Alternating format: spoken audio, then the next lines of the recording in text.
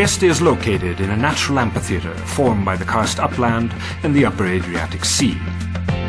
For thousands of years it has been a crossroads for Latin, Germanic and Slavic peoples and cultures, and depending on the historical period, has been either a migratory route or a frontier between north and south, and east and west.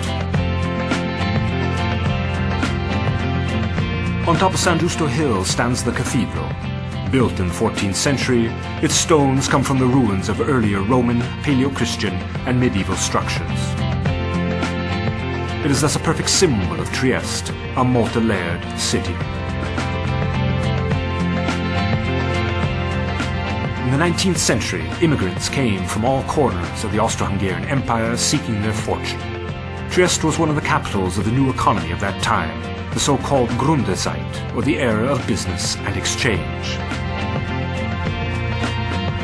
The newly rich built their villas in grand style, and the grandest of all was the villa of Baron Revoltella, one of the promoters of the Suez Canal.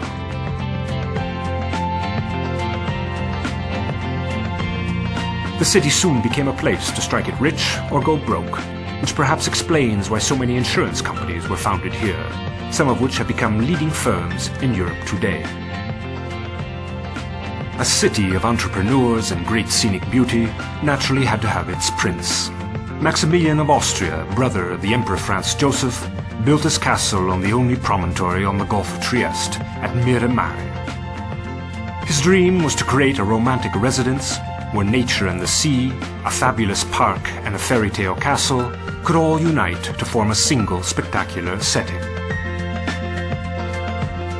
The locomotive for all this development was Trieste Port, the main seaport of the Austro-Hungarian Empire. Today, the port is an international land-sea hub for Eastern and Central European countries. Trieste is a leader in container traffic, mineral oils and coffee. But coffee in particular is much more than just a commodity, and has played a major role in Trieste's history and culture. Entering a Triestine cafe is like stepping into the last century. Time stands still, and one almost expects to see Italo Svevo seated at a table, engaged in earnest conversation with his friend and teacher, James Joyce.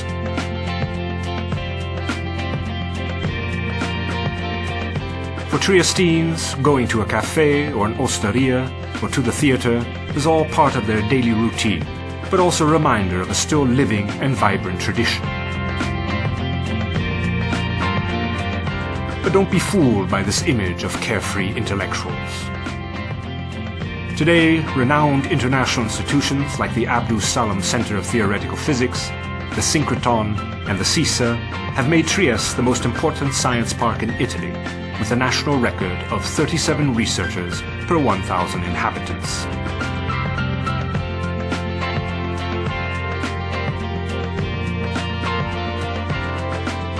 Leaving the city, one enters the rugged karst upland.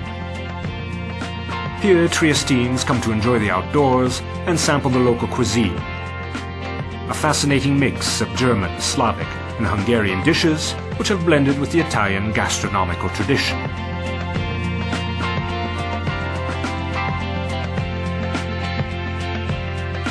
In this tiny territory, 2 wineries are ranked among producers of the 20 best white wines in Italy.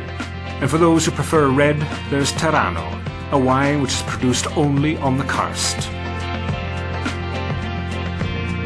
In the extreme western corner of the karst, perched high above the sea, is Duino Castle, another landmark rich in culture and natural beauty, which has hosted the likes of Liszt, Rilke, D'Annunzio, and Mark Twain.